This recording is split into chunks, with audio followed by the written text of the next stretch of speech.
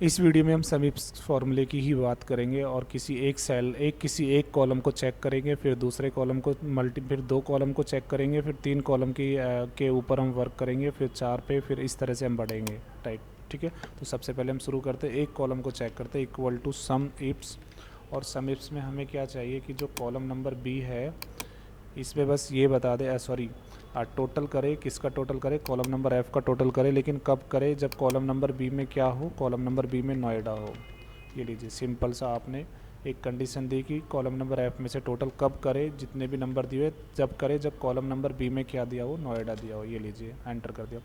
तो column number B में नोएडा आ रहा है, तो उन सब जगह का टोटल कितना है, इतना टोटल आ रहा है। ओके, अगर नोएडा की जगह आप लिख देते हैं ग्रेटर नोएडा, तो कॉलम नंबर बी में से उन्हीं का टोटल करके बताएगा। ग्रेटर नोएडा स्पेलिंग देख लेना, आपके उसके हिसाब से ही होनी चाहिए जैसी आपने दी हुई है। तो अभी ग्रेटर नोएडा का टोटल यहाँ पे बता रहा है। राइट, तो हमें समझ में आ रहा है कि जहाँ जहाँ पे कॉलम नंबर बी में नोएडा होगा, जहाँ जहाँ पे कॉलम नंबर बी में अगर ग्रेटर नोएडा की बात करें तो ग्रेटर नोएडा, नोएडा की बात करेंगे तो नोएडा। जैसे यहाँ पे B2 में नोएडा है तो ये वाला नंबर काउंट होगा, दिस वन। फिर B10 पे नोएडा है तो ये नंबर काउंट होगा। इस तरह से ये फार्मूला काम करता है। ये बाकी के जो नंबर है जिनके आगे कोई दूसरी सिटी है वो सब, उन सब का टोटल नहीं होगा।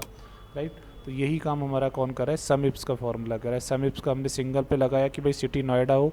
अगर इसमें से फिर हम देखना चाहे कि चलिए ठीक है, सिटी नोएडा हो, ग्रेटर नोएडा हो, और जो प्रोडक्ट है, प्रोडक्ट वाला कॉलम सी है तो सी में दे देंगे। ये हम ऊपर से तब सेलेक्ट करेंगे जब हमें पता है कि हमारे डेटा में सीट के अंदर कोई दूसरा डेटा ना हो, मीन्स जहाँ पे हमारा ये वाला डेटा ख़त्म हो रहा है उसके नीचे कोई दूसरा डेटा स्टार्ट ना कर रहा हो, तब आप ऊपर से रेंज क्लिक कर सकते हैं यहाँ से। तो कॉलम नंबर सी में क्या हो, कॉलम नंबर सी में क्या होना चाहिए, कीबोर्ड होना चाहिए। ये लीजिए, ये मल्टीपल कंडीशंस हो रही है। तो पहले हमने एक सिंगल कॉलम के साथ काम किया, अब हमने दो कॉलम के साथ किया, तो यहाँ पे कंडीशन आ गई 0। मतलब इसके कहने का मतलब ये है कि ग्रेटर नोएडा और ग्रेटर नोएडा में कीबोर्ड एक भी नहीं है। ऐसा क्या है, तो हम कहीं से कीबोर्ड उठा के और ग्रेटर नोएडा में कीबोर्ड यहाँ पे पेस्ट कर देते हैं और फिर देखते हैं कि ये रिकॉर्ड चेंज होता है या नहीं होता है। तो रिकॉर्ड चेंज नहीं हुआ, इसका मतलब फार्मूले में कुछ ना कुछ प्रॉब्लम है।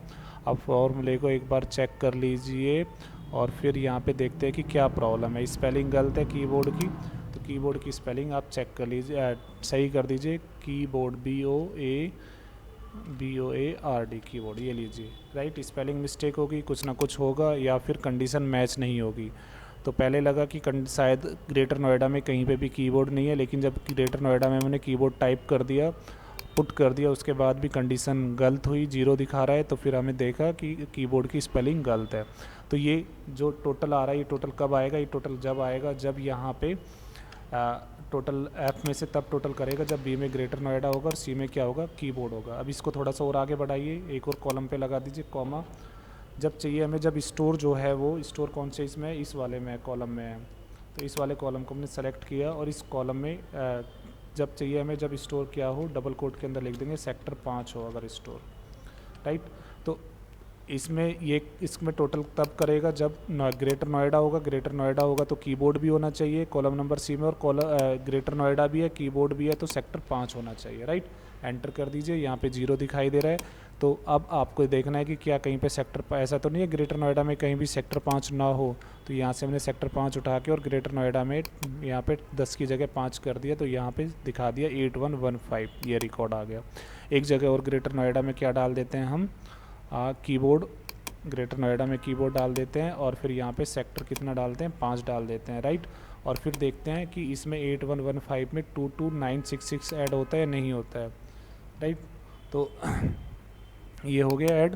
तो इससे पता चल रहा है कि फार्मूला आपका बिल्कुल ठीक है। तो ये फार्मूला कितने कॉलम पे लगा हुआ है, ये कॉलम लगा हुआ है, एक कॉलम सिटी को, दूसरा हमने सेलेक्ट किया क्या, प्रोडक्ट, और तीसरा हमने सेलेक्ट किया लोकेशन। राइट, तो इस तरह से समझ में आ गया होगा। सबसे पहले चलिए आप चल के फार्मूले को देखते हैं एक बार, और फार्मूला आपको दिखाई दे रहा है बिल्कुल क्लियरली।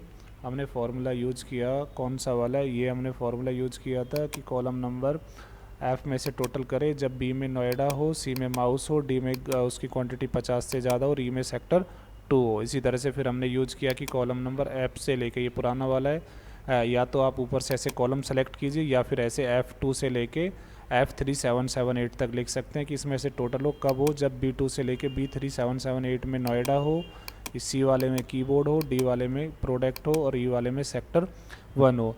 अगर हम रेंज देते तो रेंज में ये ध्यान रखना है कि सबकी रेंज एक जैसी होनी चाहिए, मतलब F2 से F3 778 तक है तो यहाँ पे भी F2 से B2 से B3 778 होना चाहिए, C2 से C3 778 होना चाहिए, D2 से D3 778 ही होना चाहिए रेंज, और E2 से E3 778 होनी चाहिए।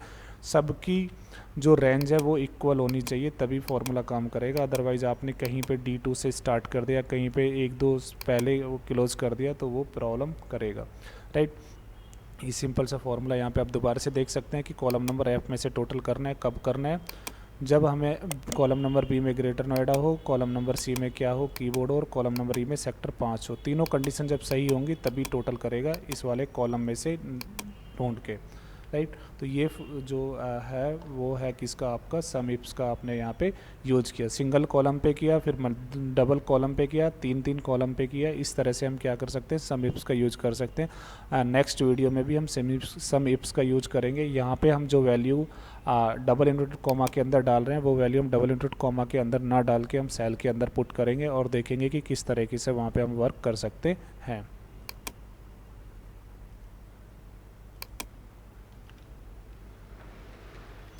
सम इफ्स पार्ट